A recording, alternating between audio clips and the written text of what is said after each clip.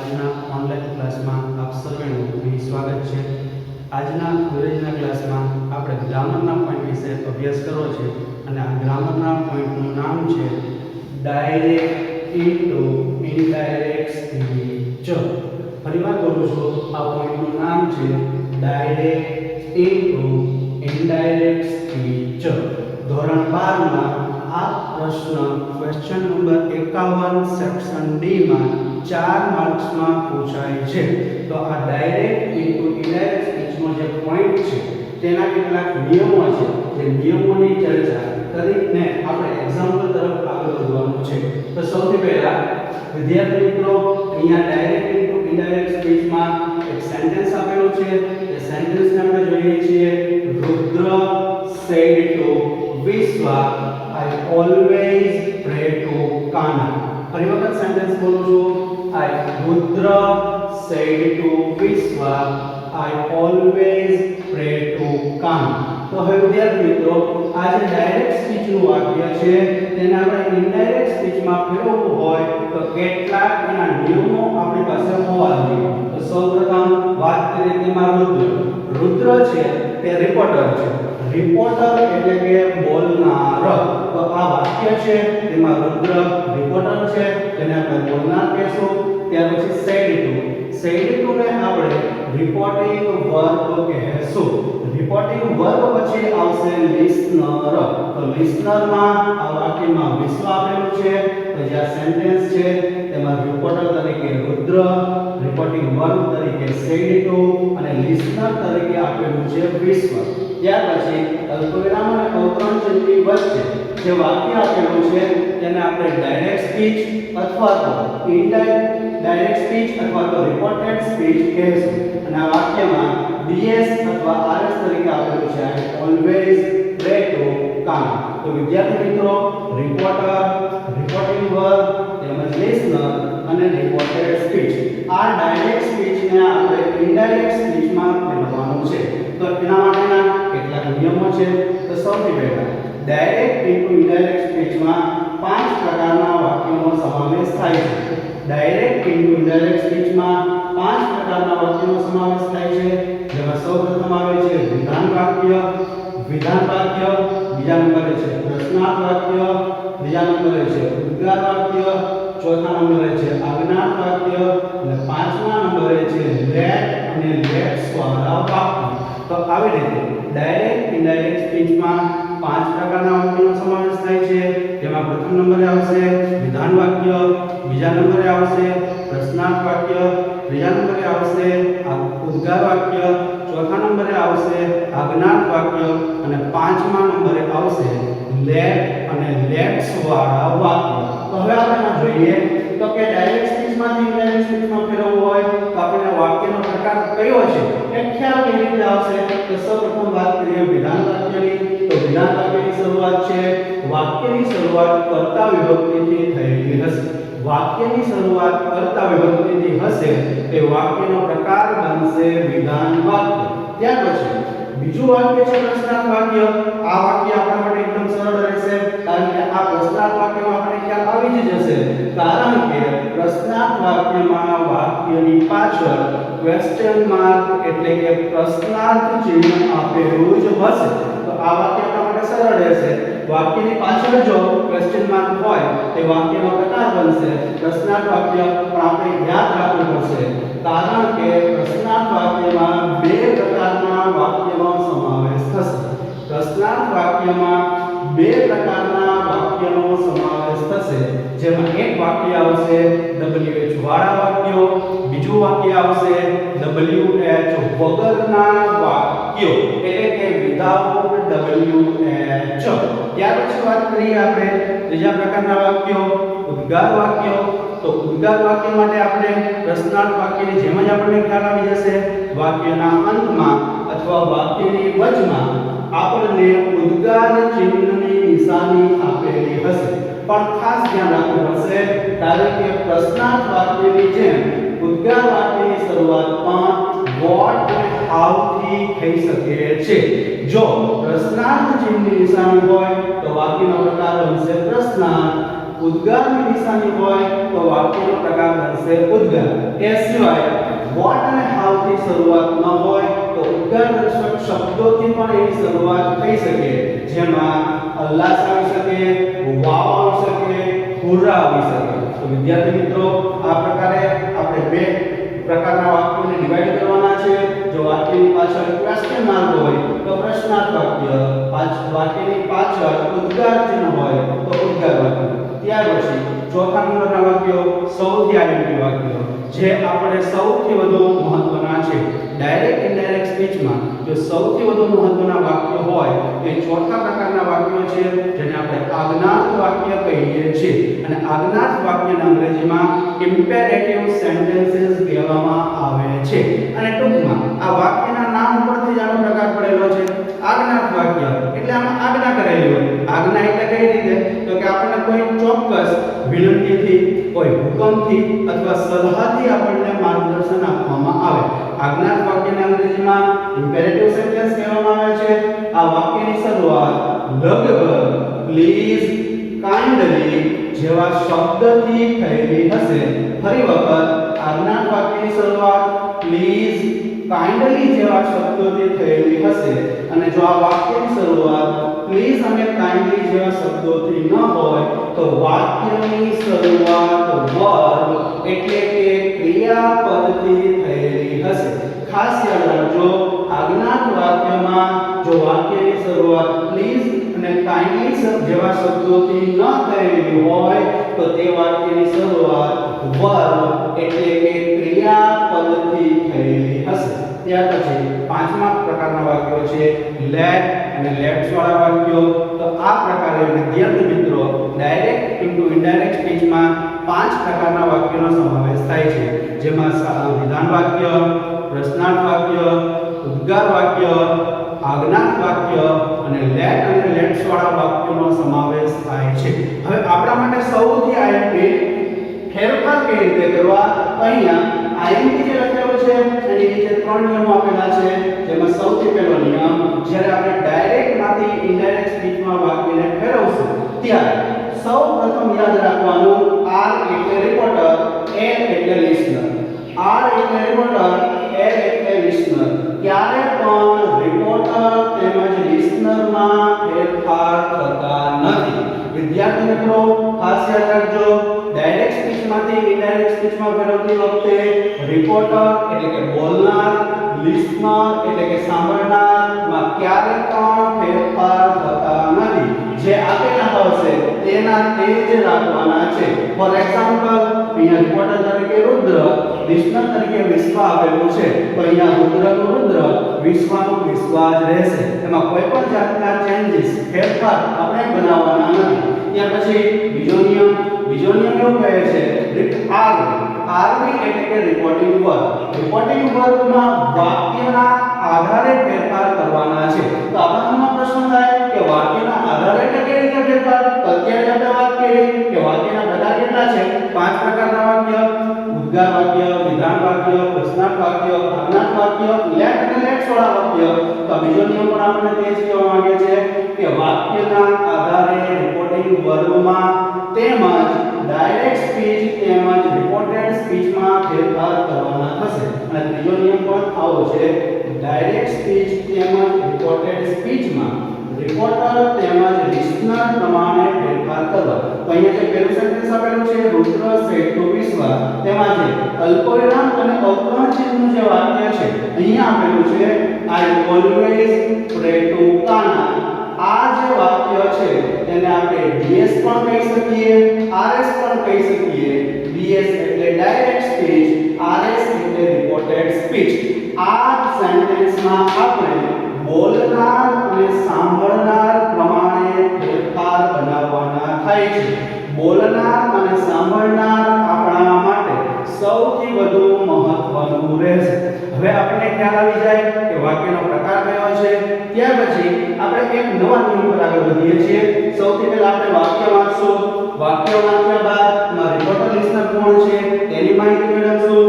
એમાં ફેરફાર નહીં થાય. રિપોર્ટિંગ વર્બ, વાક્યના પ્રકારના આધારે આપણે રિપોર્ટિંગ વર્બ, સંયોજક અને રિપોર્ટેડ સ્પીચમાં ફેરફાર કરવાના થશે. તો વિદ્યાર્થી મિત્રો આ બે પ્રકારના નિયમો થયા. ત્યાર પછી ત્રીજા પ્રકારના નિયમમાં આરવી ને આપણે રિપોર્ટિંગ વર્બ કહીશું. ત્યાર પછી આપેલું છે સંયોજક. તો હવે વાક્યનો પ્રકાર આપણને ખ્યાલ આવી ગયો કે વાક્યનો પ્રકાર છે વિધાન કે પ્રશ્નાર્થ કે ઉદ્ગાર કે આજ્ઞા. તો સૌથી પહેલા રિપોર્ટર છે એનું તે રહેશે.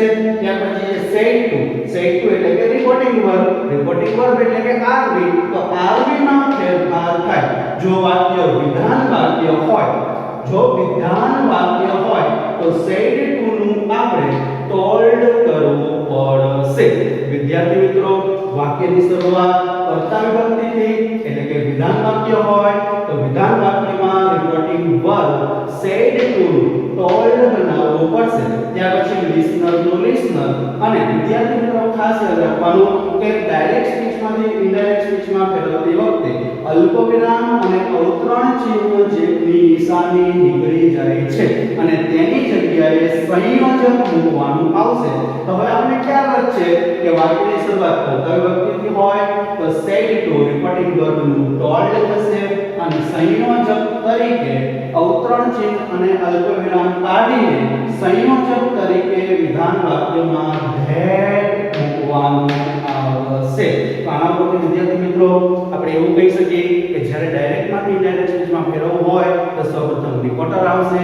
ત્યાર પછી વાક્યના ભાગ પ્રમાણે સેડ ટુ એટલે કે સેડ ટુ ની જગ્યાએ તમારે વાક્ય મુજબ લખવાનું થશે. જો વિધાન વાક્ય હોય તો આપણે સેડ ટુ ને દૂર કરીને તેની જગ્યાએ ટોલ્ડ મૂકવું પડશે. ત્યાર પછી લિસનર આવશે અને ખાસ અત્યારે જ વાત કરી તે મુજબ અલ્પવિરામ અને અવતરણ ચિહ્નની નિશાની નીકળી જશે અને તેની જગ્યાએ સંયોજક મૂકવાનું આવશે. જો વિધાન વાક્ય હોય તો સંયોજક તરીકે ધ્યાન મૂકવાનું છે. અને ત્યાર પછી જે ડાયરેક્ટ સ્પીચ અથવા આરએસ એટલે કે રિપોર્ટેડ સ્પીચ આપેલી છે તેમાં બોલનાર અને સાંભળનાર પ્રમાણે યોગ્ય ફેરફાર થશે. અને ત્યાર પછી હવે વાત કરીએ બીજા પ્રકારના વાક્ય છે પ્રશ્નાર્થ વાક્ય. તો પ્રશ્નાર્થ વાક્યને આપણે ખ્યાલ કેવી રીતે આવશે? તો વિદ્યાર્થી મિત્રો સૌથી સરળ છે કે જો વાક્યમાં અંતમાં પ્રશ્નાર્થ ચિહ્ન ક્વેશ્ચન માર્ક આપેલું હોય તો તે પ્રકારના વાક્યનો સમાવેશ પ્રશ્નાર્થ વાક્યમાં થશે. હવે સરળ એવું છે કે પ્રશ્નાર્થ વાક્યમાં રિપોર્ટિંગ વર્બ સેડ ટુ નું આસ્ક્ડ થાય છે. ફરીવાર વિદ્યાર્થી મિત્રો યાદ રાખજો જો વાક્ય પ્રશ્નાર્થ હોય તો પ્રશ્નાર્થ વાક્યમાં રિપોર્ટિંગ વર્બ સેડ ટુ નું આસ્ક્ડ થશે. જેમ વિધાન વાક્યમાં સંયોજક તરીકે ધેટ આવતું હતું તેમ પ્રશ્નાર્થ વાક્યના બે પ્રકાર પડે છે WH વાળા પ્રશ્નાર્થ વાક્ય WH વગરના પ્રશ્નાર્થ વાક્ય. જો વાક્ય છે કે WH વાળું હોય તો સંયોજક તરીકે આપેલ WH નામ જ મૂકવું.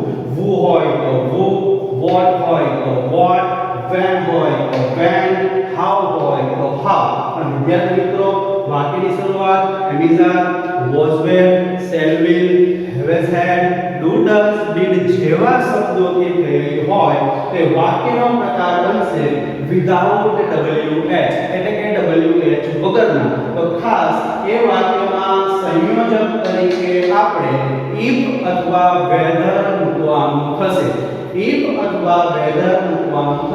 આ પ્રકારે પ્રશ્નાર્થ વાક્યમાં ફેરફાર થશે.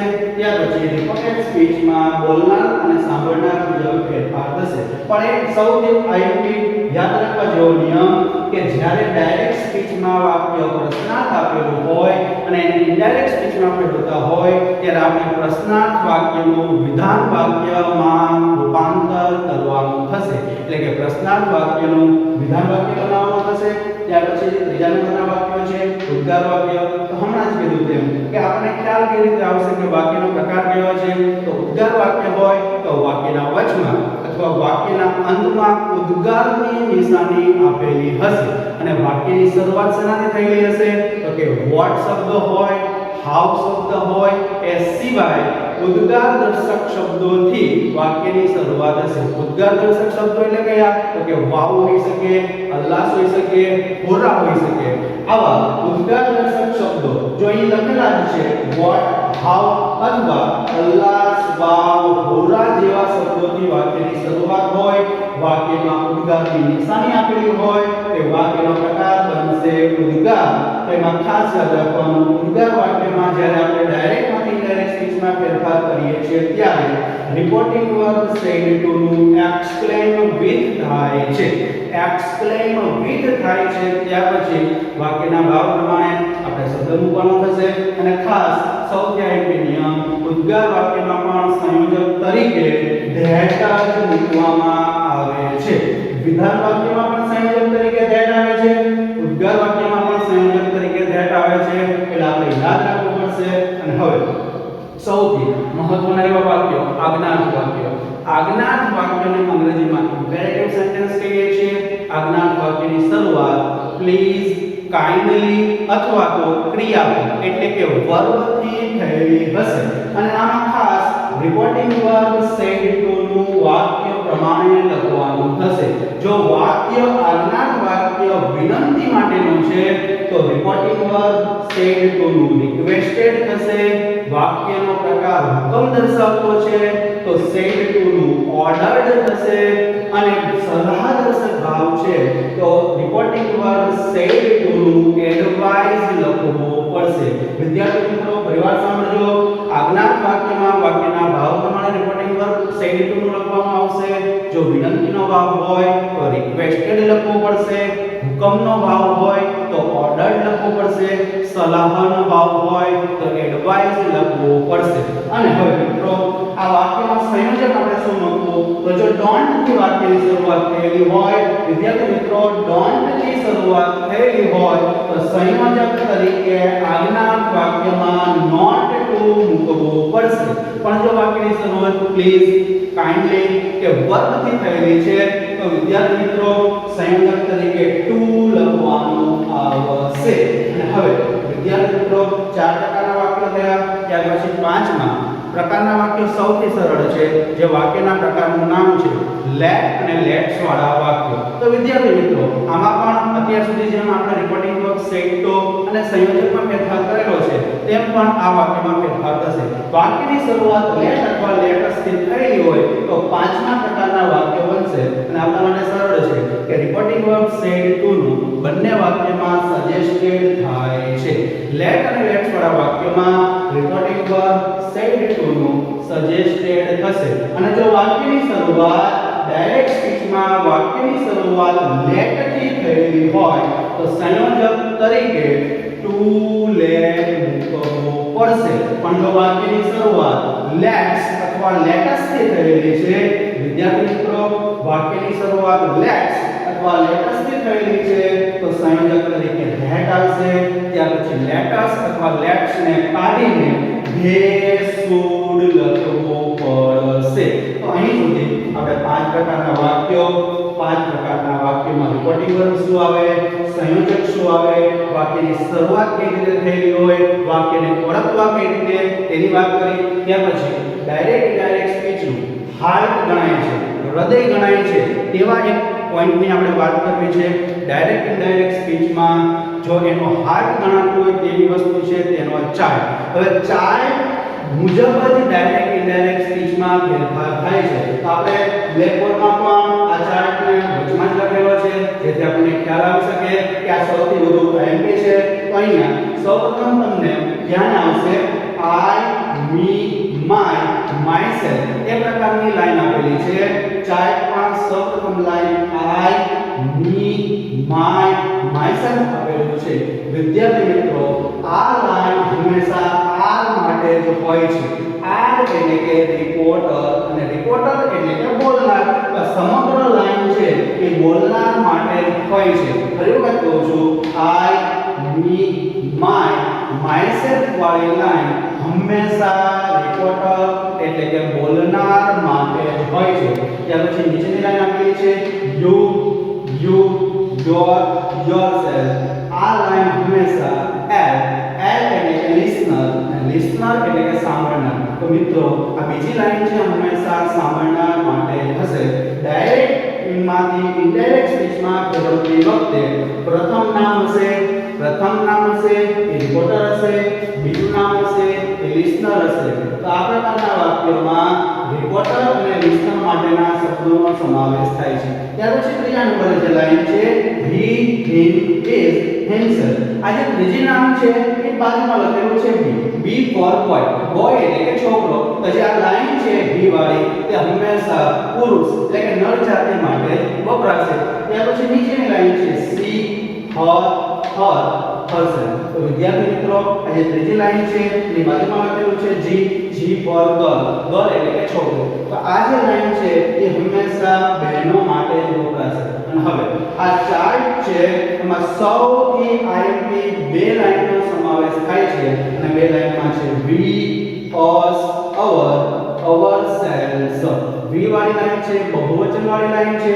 વિદ્યાર્થી મિત્રો ડાયરેક્ટ માંથી ઇનડાયરેક્ટ સ્પીચમાં ફેરવવું હોય તો અહીંયા એરો પણ દર્શાવે છે કે વી વાળી લાઈન જો હોય તો એનું તમારે ધે વાળી લાઈનમાં રૂપાંતર કરવું પડશે.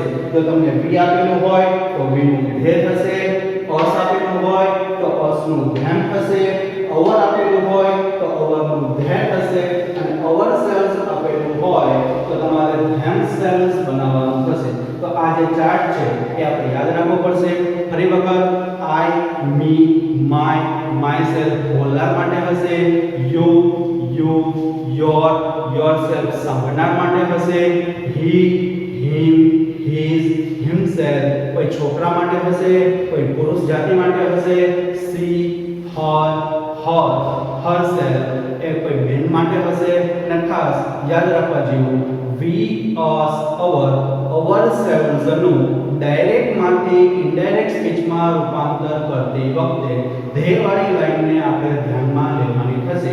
we હોય તેનું ધે થશે, us હોય તો તેનું ધ્યાન થશે, our હોય તો તેનું ધ્યાન થશે અને ourselves હોય તો તેનું themselves થશે. આ ચાર્ટ ડાયરેક્ટ ઇનડાયરેક્ટ સ્પીચમાં હાર્ટ એટલે કે હૃદય ગણવામાં આવે છે. અને હવે આપણા મનમાં પ્રશ્ન થાય કે આપણે આનો ફેરફાર કેવી રીતે કરવાના? તો આપણે જોઈએ કે અહીંયા પેલું સેન્ટેન્સ છે રુદ્ર સેડ ટુ વિશ્વ. રુદ્ર છે એ રિપોર્ટર છે, વિશ્વ એ લિસનર છે. વાક્યની શરૂઆત I થી કર્તા વિભક્તિથી થયેલી છે. તો વાક્યનો પ્રકાર કયો આવશે પાંચમાંથી? તો કે વાક્યનો પ્રકાર કર્તા વિભક્તિથી હોય તો વિધાન વાક્ય. હવે આપણે એનો જવાબ જોઈએ છીએ કે સૌથી પહેલા રુદ્ર અને વિશ્વ. રિપોર્ટર અને લિસનરમાં ફેરફાર થશે નહીં. તો રુદ્રનો રુદ્ર વાક્યનો પ્રકાર વિધાન છે તો વિધાન વાક્યમાં સેડ નું ટોલ્ડ થશે. તો કે રુદ્ર ટોલ્ડ વિશ્વ. ત્યાર પછી અલ્પવિરામ અને અવતરણ ચિહ્નની નિશાની નીકળી જશે. ત્યાં સંયોજક તો વિધાન વાક્યમાં સંયોજક લખવાનું આવશે that. ત્યાર પછી રિપોર્ટેડ સ્પીચ અથવા તો ડાયરેક્ટ સ્પીચમાં બોલનાર અને સાંભળનાર મુજબ ફેરફાર થશે. તો રુદ્ર છે એ બોલનાર છે જે છોકરાનું નામ છે, વિશ્વ કે જે સાંભળનાર છે એક બેનનું નામ છે. તો હવે આપણે જોઈએ કે અહીંયા વાક્યમાં I આપેલો છે તો I છે અહીંયા છે. અહીંયા I એટલે કોના માટે? તો કે રિપોર્ટર. તો કે રિપોર્ટર કોણ છે? તો કે રુદ્ર. તો રુદ્ર છોકરાનું નામ, ભાઈનું નામ. તો I નું તમારે ફરજિયાત he કરવાનું થશે. માટે વિદ્યાર્થી મિત્રો I નું થશે he, always નું always અને pray. pray છે એ સાદો વર્તમાનકાળ છે. તો વિદ્યાર્થી મિત્રો હવે એક નવો નિયમ છે કે જે ડાયરેક્ટ માંથી ઇનડાયરેક્ટ સ્પીચમાં ફેરવીએ ત્યારે કયો ટેન્સ હોય તો કયા ટેન્સમાં ફેરફાર થાય તેની આપણે વાત કરીએ છીએ. તો અહીં આપેલું છે ટેન્સ તેમજ નજીકતા દર્શક શબ્દમાં પણ ફેરફાર થાય છે.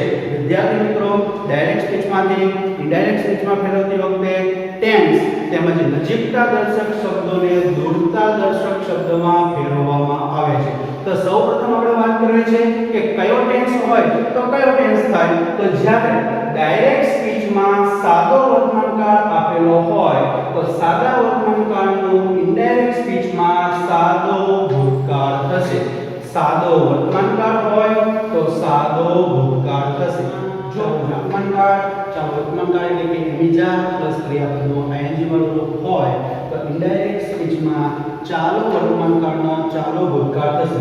ચાલુ ભૂતકાળ એટલે કે was were પ્લસ ક્રિયાપદનું ing વાળું રૂપ. ત્યાર પછી મિત્રો જો ડાયરેક્ટ સ્પીચમાં પૂર્ણ વર્તમાનકાળ તો આપણા મનમાં પ્રશ્ન થાય પૂર્ણ વર્તમાનકાળ એટલે શું? તો કે પૂર્ણ વર્તમાનકાળ એટલે કર્તા પ્લસ have અથવા has પ્લસ ક્રિયાપદનું વિપરીત. તો પૂર્ણ વર્તમાનકાળ હોય તો એનો પૂર્ણ ભૂતકાળ વિદ્યાર્થી મિત્રો, જો ડાયરેક્ટ સ્પીચમાં સાદા ભૂતકાળનું વાક્ય આપેલું હોય તો સાદા ભૂતકાળનો પૂર્ણ ભૂતકાળ થશે.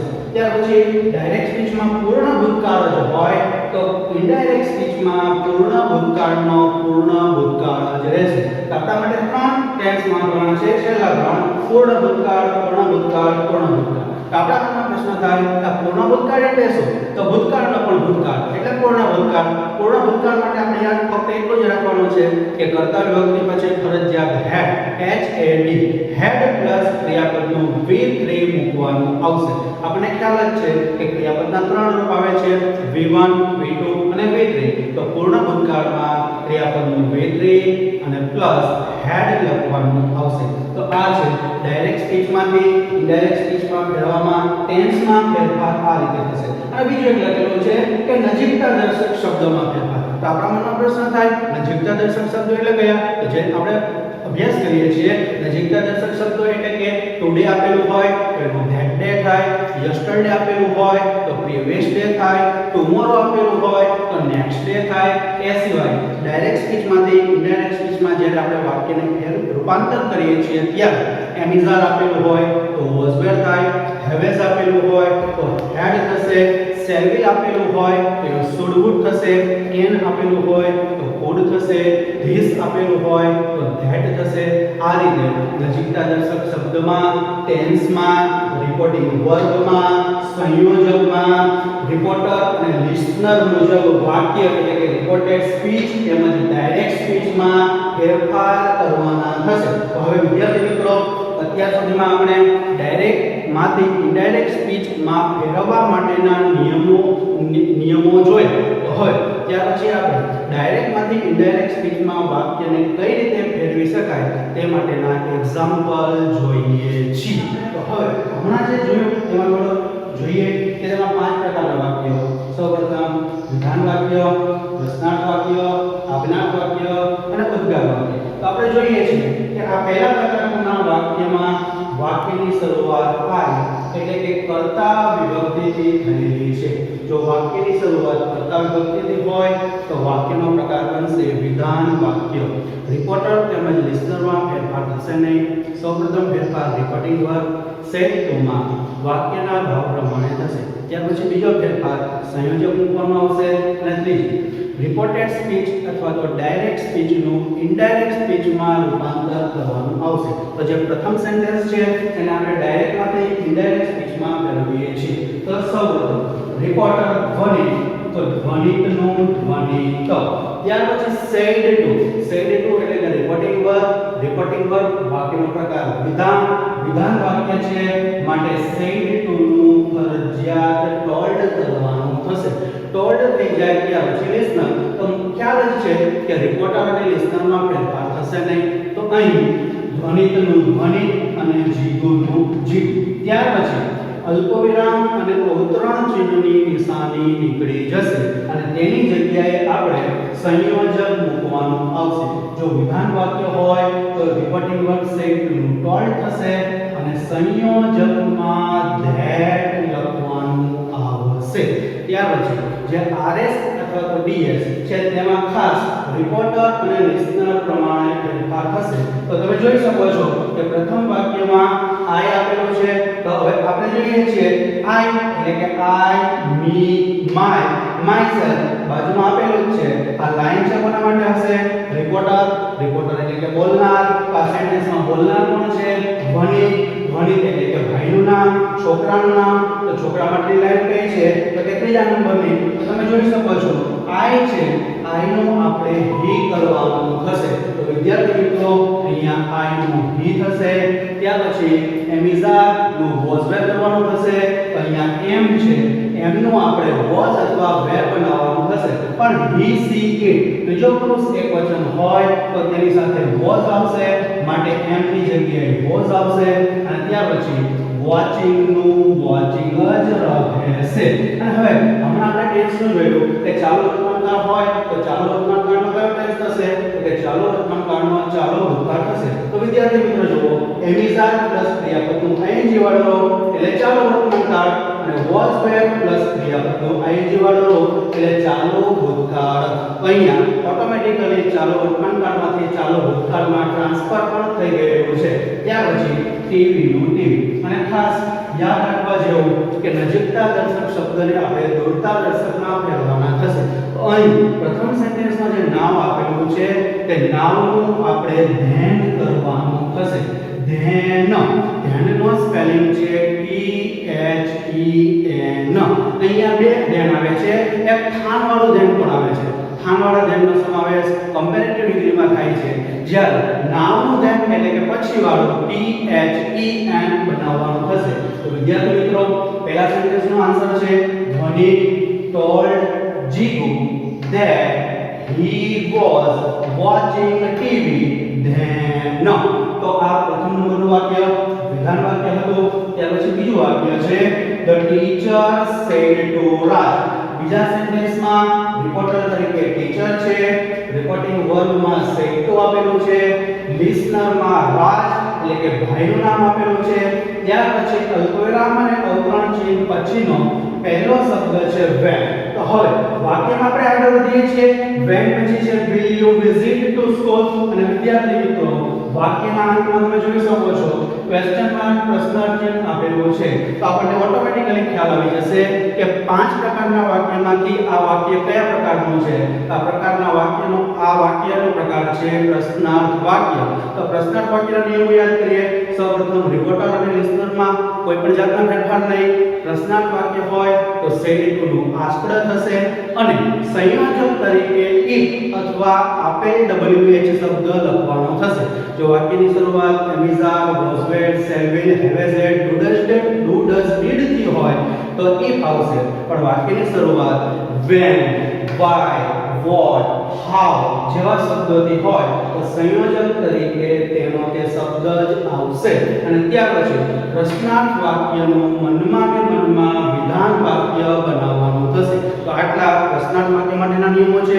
સૌપ્રથમ said to નો આસ્પદ, ત્યાર પછી લિસનર, પછી સંયોજકમાં if અથવા તો WH શબ્દ, અને પછી પ્રશ્નાર્થ વાક્યનું વિધાન વાક્ય બનાવવું. અને વિધાન વાક્ય બનશે એટલે છેલ્લેથી ક્વેશ્ચન માર્ક છે નીકળી જશે. તેની જગ્યાએ પૂર્ણવિરામ લખવાનું આવશે. તો હવે આ બીજા સેન્ટેન્સનો આન્સર જોઈએ છીએ.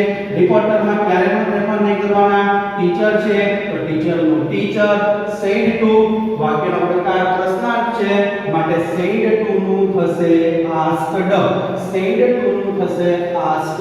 ત્યાર પછી લિસનરમાં પણ ફેરફાર નહીં થાય. રાજનું રાજ. અને હવે આ શબ્દ WH વાળો છે માટે સંયોજક તરીકે when નું when. રાજ પછી when નું when. અને હવેનો નિયમ પ્રશ્નાર્થ વાક્યનું વિધાન વાક્ય બનાવવાનું છે માટે will છે એ પાછળ જશે, you આગળ આવશે. એટલે વાક્ય બનશે you will visit to school. વાક્ય બનશે you will visit to school. હવે આપણને ખ્યાલ જ છે કે you,